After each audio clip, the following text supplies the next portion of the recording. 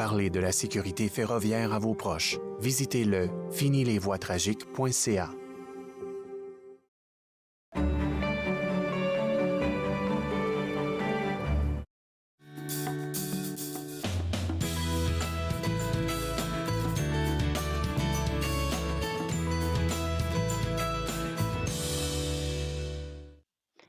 Bonjour et bienvenue à Entre nous pour la période estivale. Mon nom est Claude-Henri Abonny. Je me ferai un réel plaisir de passer cette demi-heure avec vous.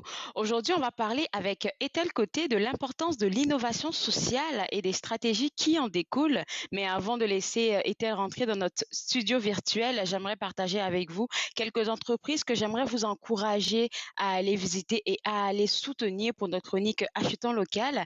Je vais commencer avec la boucherie du Mouchel. Pourquoi je commence avec ça ce matin? C'est juste parce que, en fait, c'est l'été.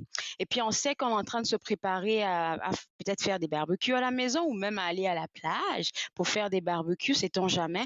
Alors, si vous pensez à encourager une boucherie de la région, je vous inviterai à aller visiter la boucherie du Mouchel au www.dumouchelmeat.com. Ce que j'aime avec cette boucherie, c'est que oui, vous pouvez avoir de la viande de toutes sortes, mais il y a aussi déjà de la viande marinée là-bas. Moi, je trouve que c'est beaucoup plus facile de prendre des viandes marinées parce qu'il n'y a pas grand-chose à faire. Il faut juste prendre la viande et puis l'utiliser pour pouvoir passer un bon moment, je vais dire un bon moment culinaire en fait, en famille et tout ça. Donc, si vous êtes intéressé, www.dumouchelmeat.com, c'est le site web à visiter.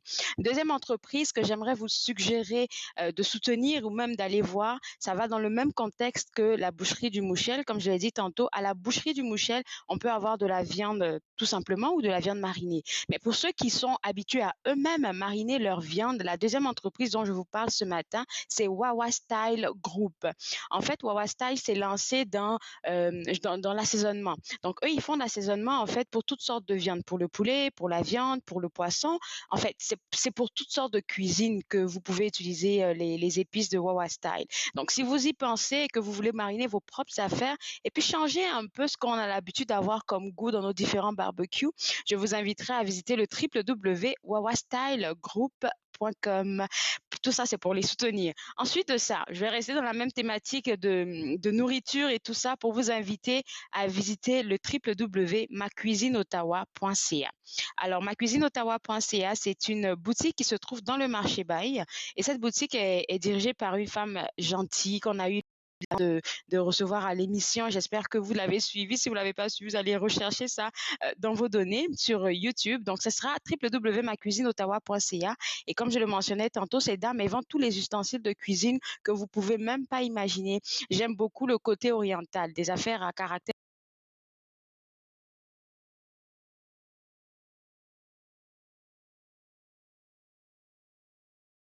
peut-être à recevoir, je pense que c'est quelque chose qui est faisable de plus en plus, en fait, dépendamment des provinces. Si vous pensez à recevoir, en fait, vos amis, vos parents à la maison, des gens que vous n'avez pas vus depuis longtemps, mais quoi de mieux que de les recevoir avec des ustensiles, en fait, qui ressemblent à quelque chose de beau ou même de changer un peu de décor parce que je me dis ce sont des occasions spéciales à ne pas manquer. Ça fait longtemps qu'on ne s'est pas vu. On s'est pas vu, pardon, tous, donc je pense que c'est un bon moment de pouvoir célébrer l'occasion. Donc, vous avez toute une liste là pour faire vos courses et même pour aller acheter vos nouveaux ustensiles et tout ça dans le contexte de achetons local. Ethel Côté est avec moi maintenant et elle fait son entrée dans le studio virtuel. Merci Ethel, je sais que tu as un programme assez chargé, mais merci de nous accorder ce bon moment là parce que je pense qu'on finira jamais d'être enseigné sur ce que c'est que l'innovation sociale.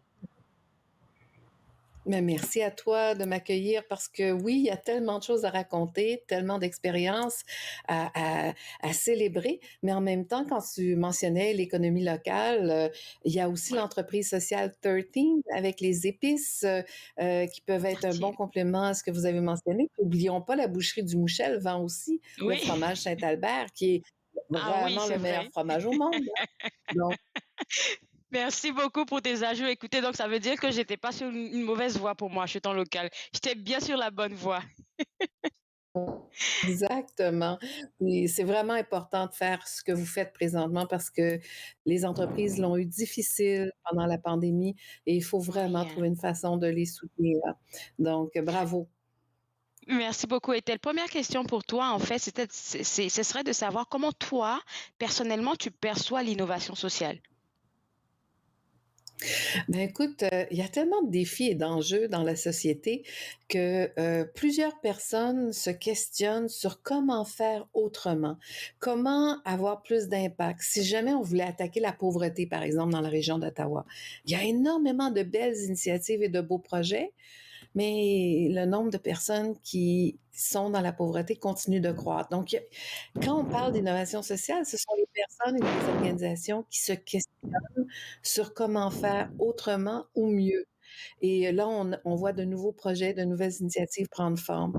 Et des fois, c'est même un projet existant, mais on va rajouter des composantes qui vont le rendre plus performant dans le sens que va vraiment attaquer la problématique.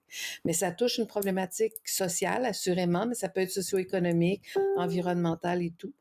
Mais innovation sociale, faut un peu sortir des sentiers battus.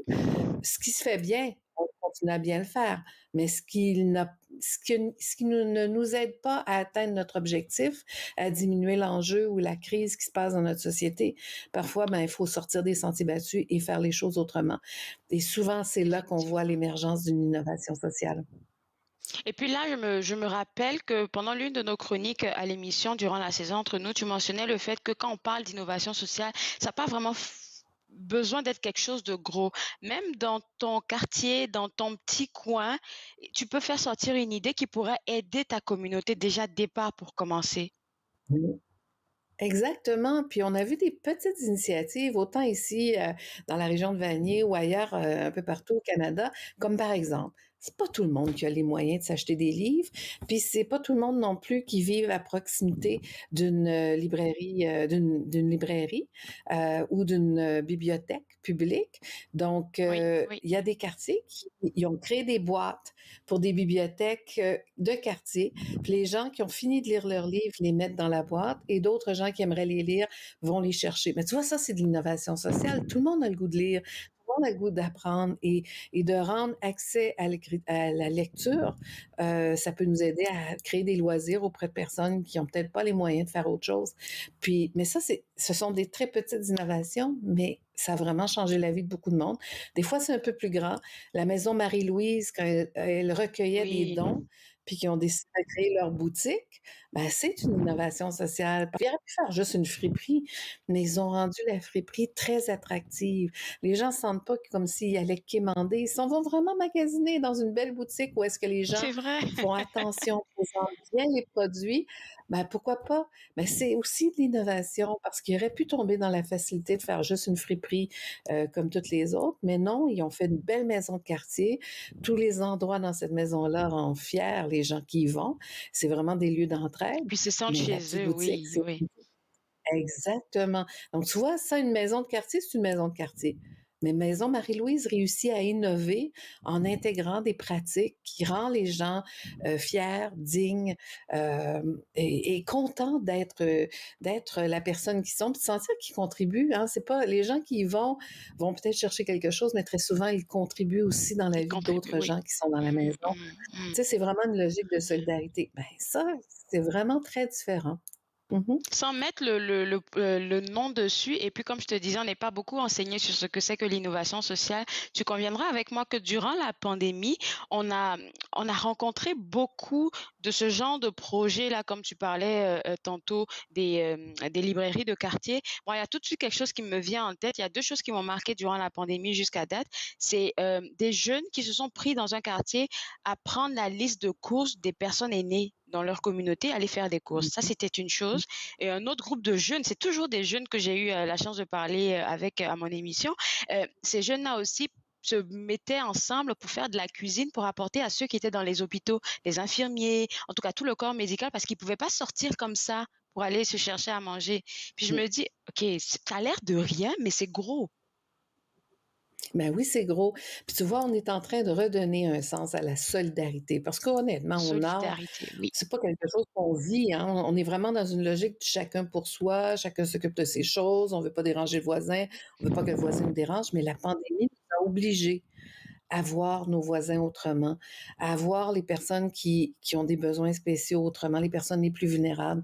Puis oui, il y a eu de l'entraide, puis il y a eu de l'aide même financière pour aider à ces besoins de base-là, mais on avait besoin de monde pour aider avec les repas et tout ça. Puis oui, il y a eu plein, plein de belles initiatives et j'espère que tout le monde qui ont vécu ces initiatives-là vont s'en rappeler au lendemain de la pandémie parce que je pense qu'on est tous devenus de meilleures personnes, Mmh. malgré tout le branle-bas autour de la pandémie, tout ce qu'on a pu perdre pendant cette période-là, entre autres de ne pas être avec les êtres qu'on aime le plus, puis de les côtoyer, ben on a quand même découvert des choses assez fascinantes. Puis je pense que le mot solidarité, comme je disais, c'est un mot très présent au sud, dans les pays du sud, mais on pourra dire maintenant que c'est présent chez nous aussi.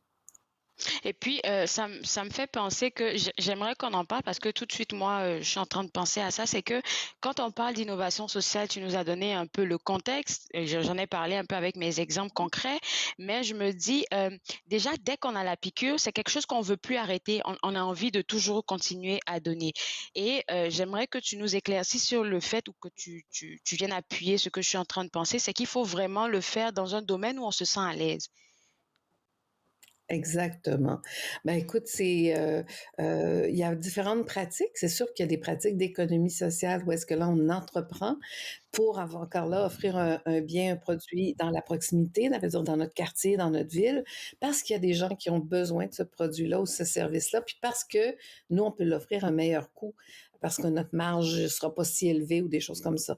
Ceci dit, il y a des initiatives comme ça un peu partout qui se passent dans tous les secteurs d'activité. Puis on le voit même dans l'habitation, hein, il y a un article qui circule présentement, c'est pas dans notre quartier, c'est pas dans notre ville, mais il y a tellement de monde à Ottawa qui l'ont partagé. C'est l'article des 4 aînés qui ont acheté une maison en commun pour vivre en cohabitation parce qu'ils veulent pas aller vivre dans une résidence personnes âgées. Ils se disent: «On peut s'entraider et ensemble, on est capable de se payer ce loyer». C'est nouveau Mais les ça, gens oui. se partagent ce genre d'histoire-là pour s'en inspirer, mais il nous faut des ressources, humaines, hein, il nous faut des bras, des têtes, des cœurs, il faut être engagé. Puis oui, plus on est passionné par le sujet, comme tu as mentionné, ben, souvent on le réussit mieux parce qu'on s'investit, on lit, on comprend, on veut trouver la meilleure solution. Puis oui, quand on fait le bon alignement entre notre passion et le besoin, de la communauté, puis qu'on traduit ça dans un projet concret, c'est souvent gagnant parce Alors que là, dès le premier échec, on va rester impliqué, tu sais, on baissera pas les bras puis dire: «C'est fini». Non, on va dire: «Non, non, il faut trouver une solution parce qu'il y a vraiment un besoin». Donc si on est vraiment passionné, c'est en lien avec nos compétences, nos intérêts, ben les gens, malgré contre vent et marée, vont continuer l'initiative. et puis tu l'as mentionné tantôt, ça prend des ressources, plusieurs ressources. Et si on tournait un peu autour des ressources financières, je pense que c'est là que souvent on peut se décourager. Mmh. Ben oui, puis, si on regarde la première diapo, je vous ai envoyé 3 diapos pour l'émission aujourd'hui, mais si on regarde la première diapo, souvent, il faut regarder, l'autonomie financière de nos projets. Puis ça, pour ça, c'est pas juste d'aller chercher des subventions. Oui, il y a des subventions au niveau municipal, provincial, fédéral.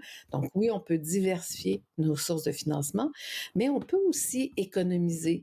On peut, se mettre 2 ou 3 organisations ensemble pour acheter un un équipement quelconque qu'on pourrait se partager, on pourrait avoir des économies d'échelle, on pourrait, économiser, on pourrait mieux gérer. Donc, il faut travailler sur autant la saine gestion que, le développement de culture entrepreneuriale pour bien gérer nos projets, nos activités, puis oui, diversifier nos sources de financement. Quand on travaille sur ces 3 angles-là, on commence à se développer une belle réflexion stratégique pour trouver des pistes, concrètes là de comment soutenir nos projets. Assurément, par exemple, Claude, c'est ce qu'il faut, c'est du monde, hein. La première ressource dans toutes ces initiatives-là, ce sont vraiment les gens.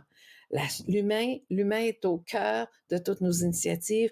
La ressource humaine est la plus grande ressource de toutes nos initiatives.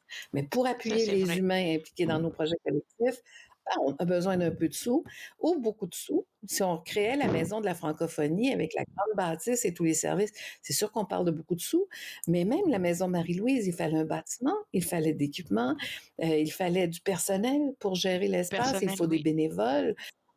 Donc tout ça, ça demande des ressources.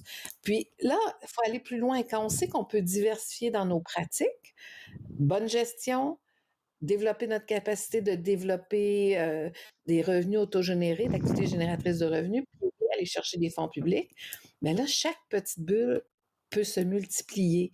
Puis là, si on regardait une prochaine diapo, tu verrais que là, il y a donc, on se rend compte que le financement est vraiment pluriel. Oui, il y a le côté public. On paie nos impôts, on envoie de l'argent au gouvernement. Le gouvernement, lui, veut s'assurer qu'il y a certains services qui sont universels pour tous, donc la santé et l'éducation, mais aussi finance des projets culturels, des projets socio-économiques. Donc, il y a un devoir de redistribution. Mais il y a le financement autogénéré, il y a le financement on appelle ça l'innovation financière, le sociofinancement en ligne, par exemple, euh, euh, la philanthropie, la contribution, ça, on connaît bien ça. Et il y a des projets, comme exemple, si on bâtit un lieu, ben, on va peut-être aller chercher une hypothèque, on va peut-être émettre des parts dans notre communauté ou des obligations communautaires pour que chaque membre de notre communauté puisse avoir une petite part. C'est pas des actions comme dans l'entreprise privée, mais une part de cette bâtisse-là, Petite part, oui. s'investir même financièrement dans ces projets-là. Donc, on voit là qu'il y a comme 5 grands créneaux pour pouvoir financer tous nos projets, qu'ils soient petits ou grands, dans tous les secteurs d'activité. C'était ça ma prochaine question parce que j'ai vu là, sur le deuxième diapositive, pardon, qu'on voyait directement les 5 grands champs de financement. Et puis en même temps, ça me fait le dire encore une fois, on a besoin d'éducation, pardon, à ce niveau-là parce que j'ai l'impression que dans la tête de beaucoup de personnes, c'est vraiment seulement au public qu'on peut avoir des sous. Mais non, il y a d'autres Mhm. ressources qu'on peut utiliser. Et puis même, tu parlais de ressources comme en ligne. Moi, j'ai jamais entendu ça. Ben oui. Ah oui, les crowdfunding, le sociofinancement, financement participatif, les dons entre pairs. Oui, il y a plein de stratégies. Et honnêtement, si on pense juste se financer par des subventions, qu'est-ce qui arrive s'il y a un changement de gouvernement, si le programme de financement est aboli? Du jour au lendemain, on peut avoir des sous, puis après ça, si C'est c'est fini, arrêté, oui, oui, on n'a oui, rien dans oui. le ah oui!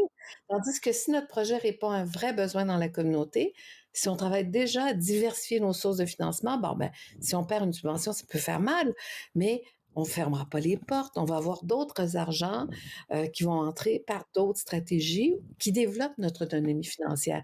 Puis, c'est une façon un peu plus responsable de dire si on fait quelque chose de bien, mais pourquoi pas s'assurer d'avoir des ressources adéquates pour continuer à le faire, surtout si ça répond à un besoin. Quand ça répond plus à un besoin, ben là, on se pose d'autres questions, là, on fait autre chose, mais quand ça répond toujours à un besoin de la communauté, ben, il faut trouver les ressources pour appuyer les gens, les bénévoles, les travailleurs, les travailleuses qui mettent ces projets-là en branle.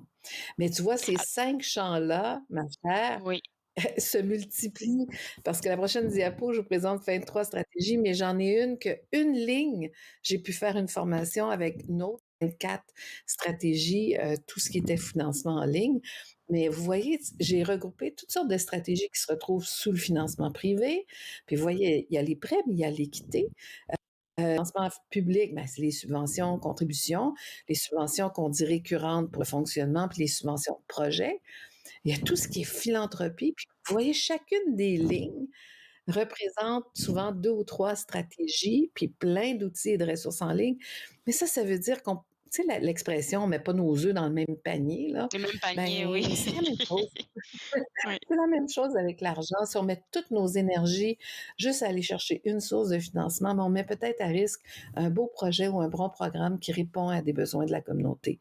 Mais si on regarde ça, puis qu'on va chercher un peu d'argent un peu partout, c'est juste de lancer l'exercice. Après ça, on a la capacité de le renouveler, de le maintenir pour que l'argent continue à rentrer. Puis il y a vraiment des belles stratégies. Puis là, les petits groupes, les petits projets m'avaient approché, puis me disaient, ouais, c'est beau ça, 23 stratégies, mais nous, c'est juste 2000, 3000, 4000 qu'on a besoin pour lancer ou réaliser notre projet. Puis là, j'ai fait plus de travail de recherche, puis j'ai été chercher entre 24 et une trentaine de stratégies à portée humaine. Là, Encore donc, c'est là? vraiment, Wow! oui. Puis, mais là, plus en ligne, parce que bon, la pandémie nous a rattrapés. On peut pas faire de souper spaghetti, souper de homard et des choses comme ça. Puis même là, c'est plus social qu'économique, hein. Ça génère des sous, mais c'est plus l'activité sociale. Donc, il fallait trouver des choses en ligne qui fonctionnaient. Puis là, il y a vraiment tout un autre, comme exemple, Il y a des gens qui vont, offrir des cartes cadeaux, vont acheter des cartes cadeaux, vont négocier avec des entreprises privées pour, la valeur totale, mais eux vont le payer 30 de moins que la va mettons une carte de cadeau de 100 l'organisation va la payer 70 mais peut la revendre 100 et les gens le savent que 30 restent à l'organisation. Donc ça peut être une façon, on veut pas, les cartes cadeaux quand on peut s'en servir partout, ben, les gens continuent à consommer, hein, malgré la pandémie. Ben, pourquoi pas acheter une carte cadeau d'une organisation dont 30 du 100 que je dépense.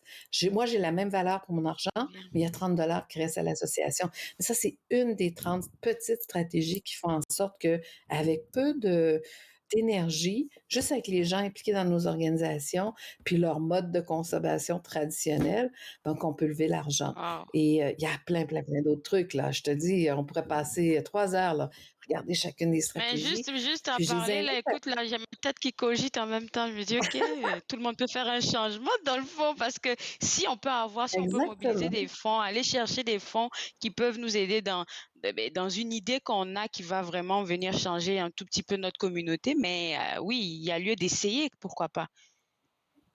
Mais tu sais, tout à l'heure, tu as interpellé les gens qui t'écoutaient en disant, je vais vous parler d'entreprises locales et soutenons Oui, l'économie locale. Ben, c'est la même chose. Au lieu d'aller dépenser notre argent sur des grandes chaînes en ligne ou des grands commerces dont l'argent va aller aux États-Unis ou ailleurs, pourquoi pas, oui, soutenir l'économie locale.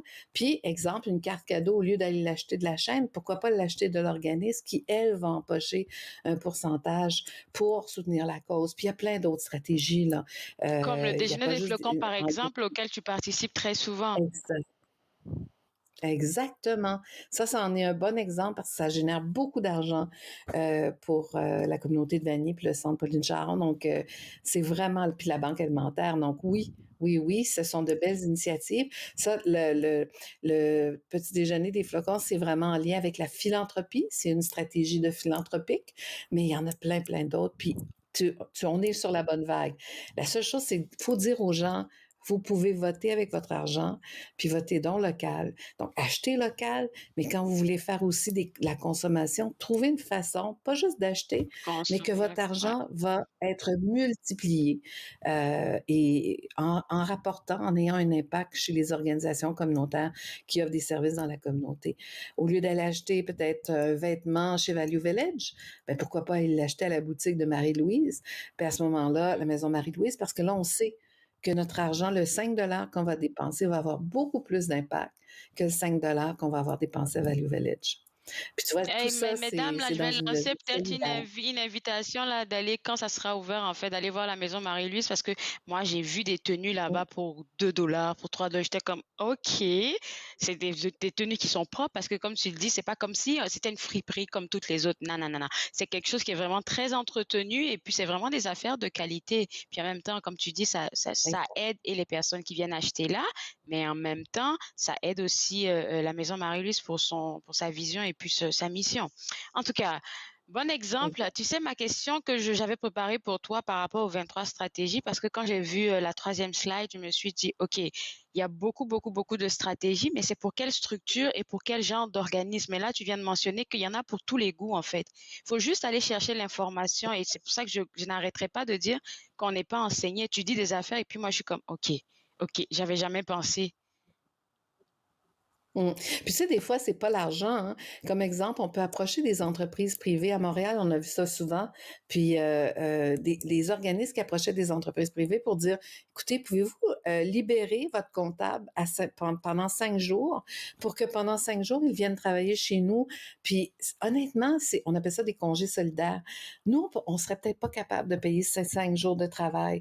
Mais s'il a déjà son salaire chez son employeur et que pendant 5 jours, il vient mettre la main à la pâte à une bonne cause dans la communauté puis qui se sent utile. Premièrement, il Wow. va faire beaucoup de bien à cet organisme-là. Ça va être une dépense de moins pour l'organisme. L'organisme va pouvoir apprendre de son savoir et son savoir-faire. Hey, la personne là, qui retourne dans son organisation, dans son entreprise privée, là, va tellement être fière d'avoir fait ce travail-là. Puis on se rend compte qu'il y en a de plus en plus qui organisent des congés solidaires comme ça. Parce que ça a de l'impact. On crée des liens entre des gens qui ont plus de moyens puis des organismes qui en ont besoin de ces ressources-là puis qui n'ont pas la capacité de le payer. Donc, tu vois à quel point chaque ligne peut être porteuse. Et oui, ça peut être pour des petits projets, des petits organismes et de très grands organismes. Une franchise sociale, ça pourrait être, pour exemple, la friperie Maison Marie-Louise. S'ils ont leur module, leur genre de package, là, ça se gère bien, ils savent comment faire, ils ont tous les outils, ils savent comment l'installer. Ils pourraient peut-être aider un autre organisme à créer une friperie semblable, exemple à Toronto ou à Hamilton ou à London. Puis ce savoir-faire-là pourrait aider d'autres.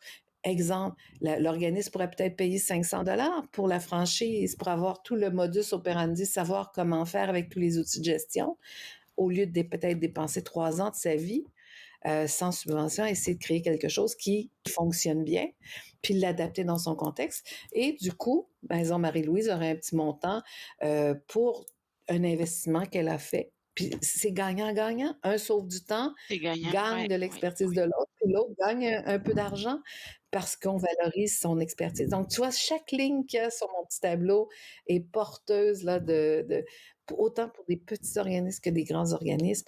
La seule chose, c'est que j'ai beau donner l'atelier, ça fait plusieurs fois que je le donne, puis je passe au travail. Il n'y a jamais assez de temps. Puis je pourrais le donner encore C'est 150 vrai. fois parce que les gens veulent l'interaction. Tu veux poser des questions.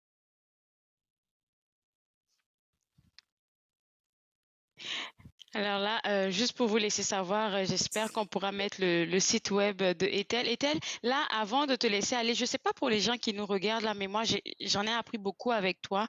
Puis, tu as cassé certaines barrières dans mon esprit de croire que quand on parle d'innovation sociale, il faut vraiment que ce soit quelque chose de gros ou de waouh. Ça part de quelque part et ça grandit.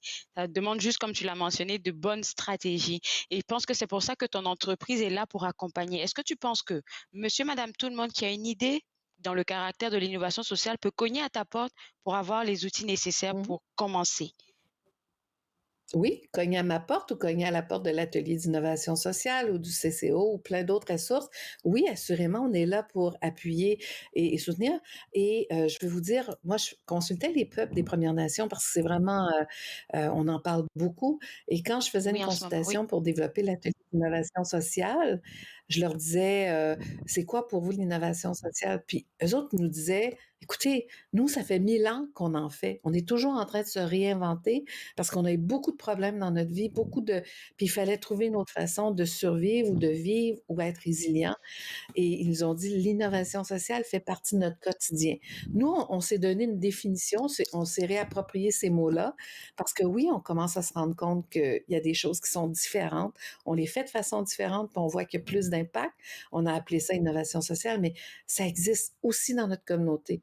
Le Canada, pendant la crise, a été innovateur. Les communautés, pendant les grandes crises économiques dans les années 50-60, a été innovateur. On va en Moi, je pense rester qu'on à va ce voir temps. de l'innovation sociale. Ben oui, oui, il va se passer de l'innovation sociale dans le rapprochement. En tout cas, je vais Mm. vraiment inviter les gens à visiter ton site web qui apparaît à l'écran, là, www.mecenes.ca pour avoir plus d'informations. Et puis, il y a des outils qui sont gratuits déjà sur ton site web, là, déjà. Ça peut être un bon début. Merci beaucoup, Ethel, pour ton beau partage. Je te souhaite un bel été et surtout au plaisir de te retrouver à la nouvelle saison en septembre. Avec plaisir, ma chère. Bon été, tout le monde. Merci, au revoir. Alors moi, je me suis fait le plaisir de passer ce beau moment avec vous. J'espère que vous en avez appris beaucoup sur l'innovation sociale parce que moi, ça a été mon cas. www.mecenes.ca, c'est le site web de Ethel Côté. On se voit bientôt. Au revoir.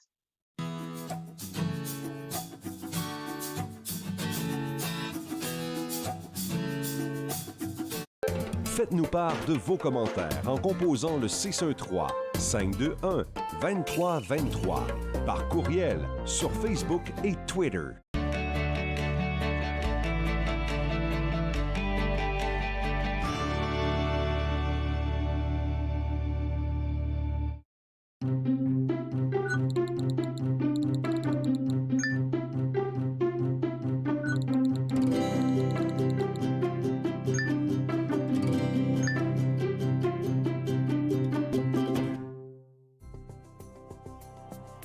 Il est question de partage et d'entraide,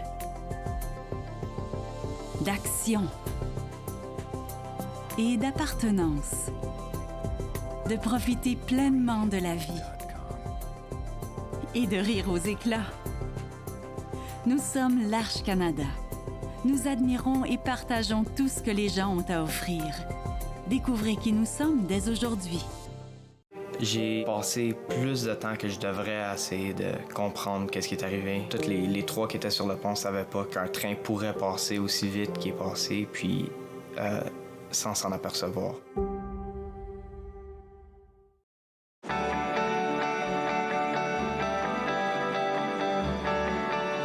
Vous regardez TV Rogers, Ottawa.